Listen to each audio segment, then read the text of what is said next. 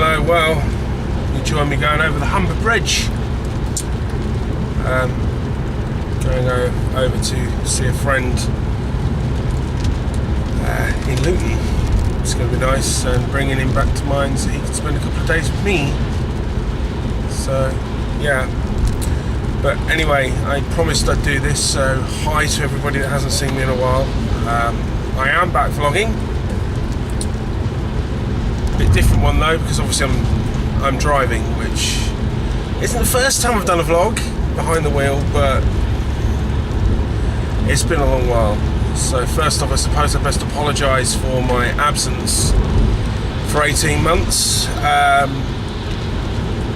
I've had a lot of issues going on, both in my life and mentally as well, which has meant that I haven't been around a lot, so that's why I haven't been on the camera. The biggest factor of all was the last vlog I did was the night before my grandfather passed away in April last year, and yeah, I kind of got into a lot of tears doing it. I may post that one at some point when I've stumbled up enough courage and yeah, to show you me in that state. But for the time being, it will remain where this is being filmed, which is on the camera. So why am I filming today out of everything I've done? Why choose today? Well, quite simply, yeah, as I said, I haven't been on for a while since my grandfather's passed, and I just did not have the heart to vlog.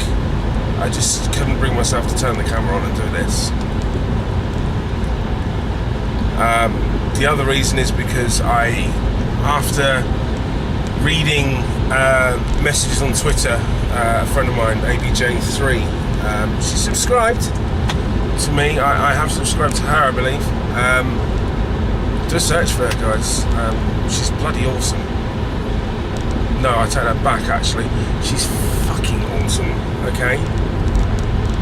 I'm sorry to swear, but there's no other word to say it. Fucking awesome is the only word that comes to mind, really. But she did her first vlog last night whilst driving home in her car. The issues covered stirred up a lot of emotion within me. It definitely hit a nerve. It definitely got to me. Easy to what she said? No.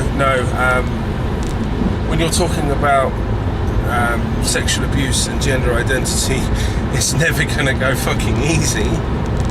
But yeah, I've got nothing but pure and utter admiration for anybody that can sit there and openly talk about that on camera. Well, so this is a video response for her, really, because there was no way I could leave it there without just saying I'm absolutely awe-inspired. I don't know what else to really say apart from, yeah. But certain bits with the gender identity video, definitely. It's like, my God, have you ever had it when somebody you know comes out and says something almost word for bloody word what you've thought about when you've been in the same situation? And you're like, my God, it's like looking at a mirror image of myself and what I see in my own mind. And for that reason, you just feel so overwhelmed and so much closer to that person. So, yeah, here comes the revelation, I guess. I have a feminine side. There's no other way of saying it, really, is there? It's not something that I don't go around dressed up at the weekends at pubs and, you know, stuff like that. It's not quite, it's sort of it's difficult to explain, I suppose. I don't cross-dress as per se cross-dressing would go. but I definitely have a lot of feminine traits. No, I'm not gay. As I said, I've got 2 lovely kids. I've got a wonderful wife who I love, all 3 of them. Unquestionably love them. But this runs deeper than that. I mean, it's a head fuck. It's a total head fuck. Having any gender query or questionable doubt in your mind about yourself is in its own right a mind fuck. A complete and utter mind fuck. Where you just... because you don't fit the status quo, you don't fit that mould that society expects you to fit in. There are only really 2 predetermined genders, male or female. And to have your mind distorted and bleed over both of those 2 genders and identify in some way, whether it be mentally or physically, with either or both, it's fucking hard. It's really hard. It's not something that you can really put your finger on or write down on a piece of paper. It's hard. It's not like you plan for those type of things to happen. They just do. They're just there. And there's no real guideline or book or anything that's like an instruction manual that you can follow to get it right. There's no right or wrong, it's just there, and you have to accept it.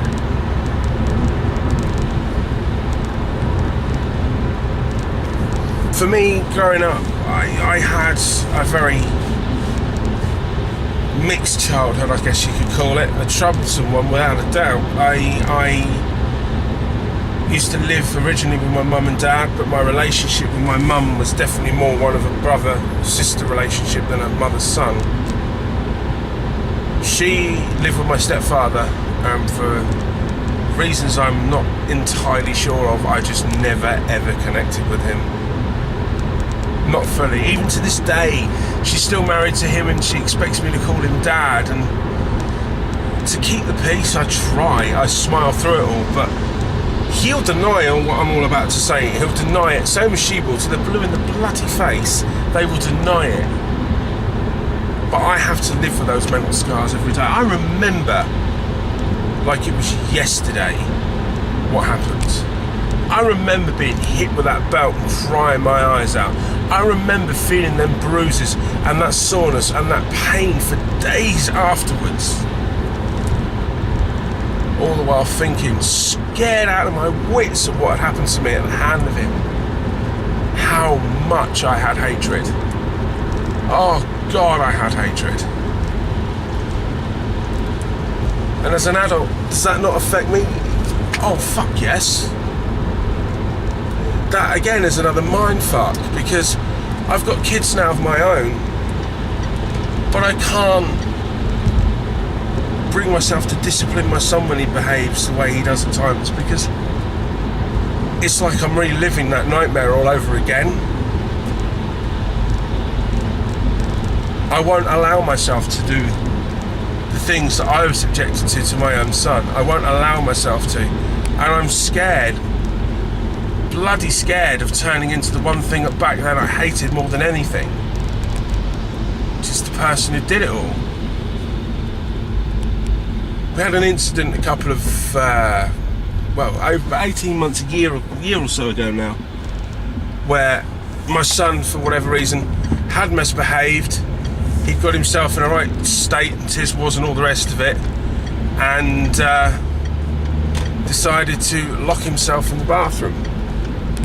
Now, despite all the encouragement in the world from my my father-in-law, Martin, my wife's dad, Carrie's dad, despite all the talking in the world and all the help possible, we could not get Ryan out the bathroom.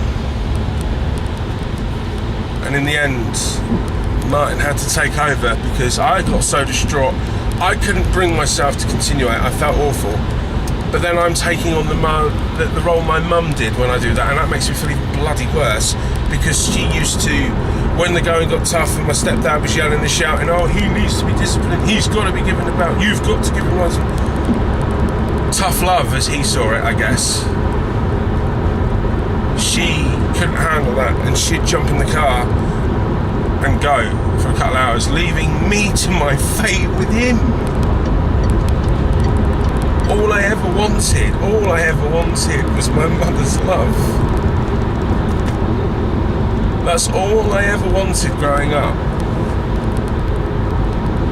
And no matter how hard I punched, no matter how hard I screamed or cried, I never got it. I never got it.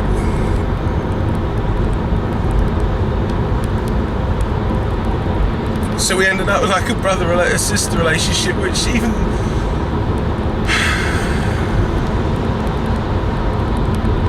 now I don't show my remorse, I don't show any hurt from it, but it still hurts. She was my mum. She was not there.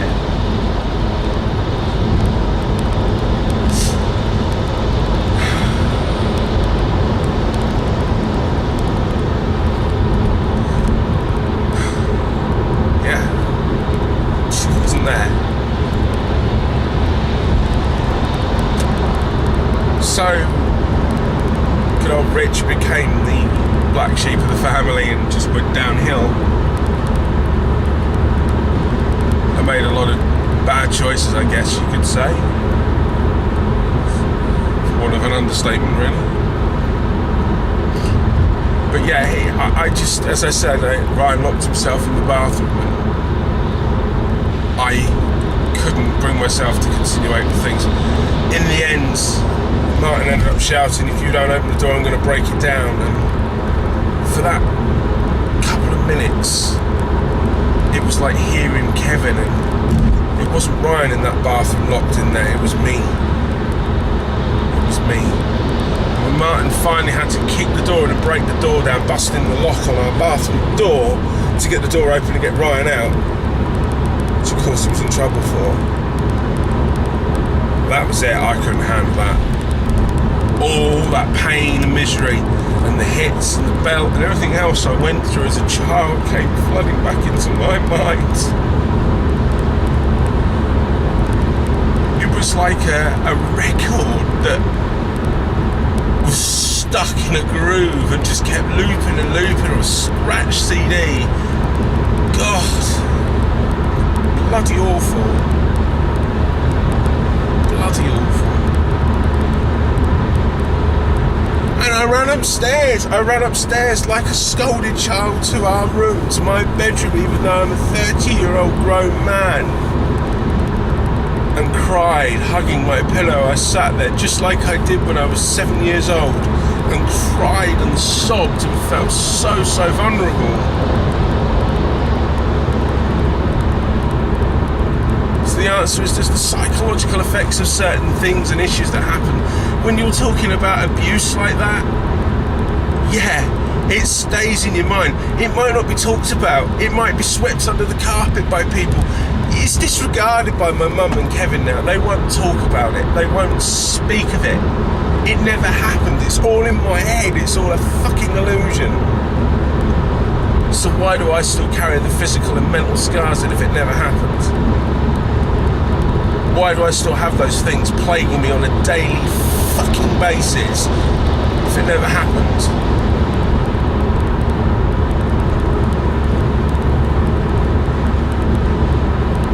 And it's the same with other things, you know. As I grew up in my teens, my early teens, when I was 13, 14, as I said, I ended up, my behaviour, and I became the black sheep of the family. To give you an idea of the type of thing I had, when we were younger, I was 10, I just turned 10. My brother had been born and he was about 5.5 months old. And there's an incident I can remember quite vividly that led to me no longer living with my mum which was quite an incident to say the least. The incident in question would be that I was in the lounge with my brother. I can't remember why I was in the lounge. I think I was watching TV after coming in from school. My mum and Kev were in the kitchen, and Lloyd was crawling around on the floor. I can't have been in the room much more than 10 minutes with him when Lloyd, being a baby, decided to grab the corner of the carpet near our French sliding doors we had in the house at the time. And yeah, one thing led to another, and sorry, I just nearly missed my turn talking about this shit. Yeah, he decided to pull the carpet up, exposing the red, orange coloured carpet grip tacks that they nailed to concrete floors to stop the carpets being pulled. And in a panic, I jumped up and shouted, "Lloyd, no!" Which startled my baby half-brother. Lloyd he's my half-brother. And so I'm just pulling out of the junction, so I'm having to watch that I don't drive into anybody in the process. So now go on the A15 to Lincoln.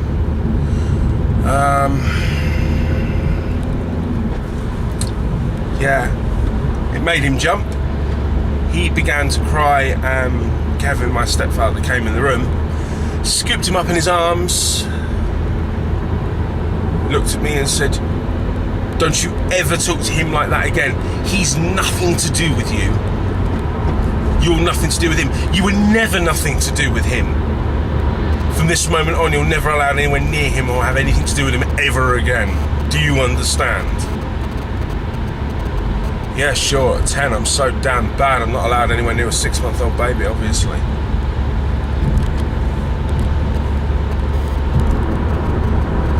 So that led on, and 2 weeks later we moved. We moved to a new house, a nice bigger family house, and yeah.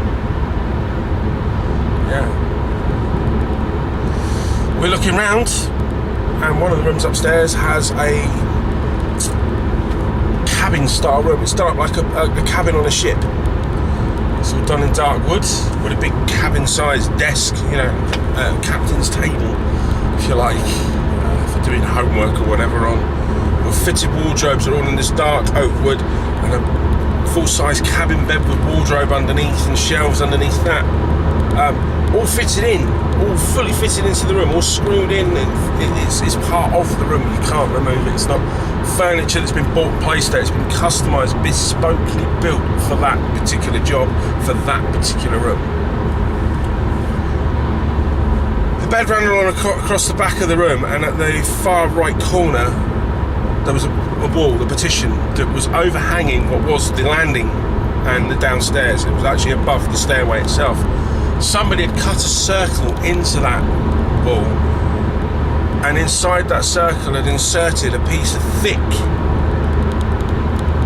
glass, really thick glass, the same type of marine glass you would actually get in a porthole on a ship. And then they put the brass fitments around the edges of it to make it replicate the porthole looking out through. Oh, it was an exquisite piece of work, it really was. I absolutely loved it. When my mum showed me it, I was awe-inspired, in fact. It wasn't until my stepdad came in the room, and being the way he was and the nice person he is, turned round and said, and I quote word for fucking word, "I don't know what you're getting so happy about. This isn't your room. This is going to be my study. You don't deserve a room. In fact, you haven't got a room in this house. You will sleep on a mattress in the living room on the floor."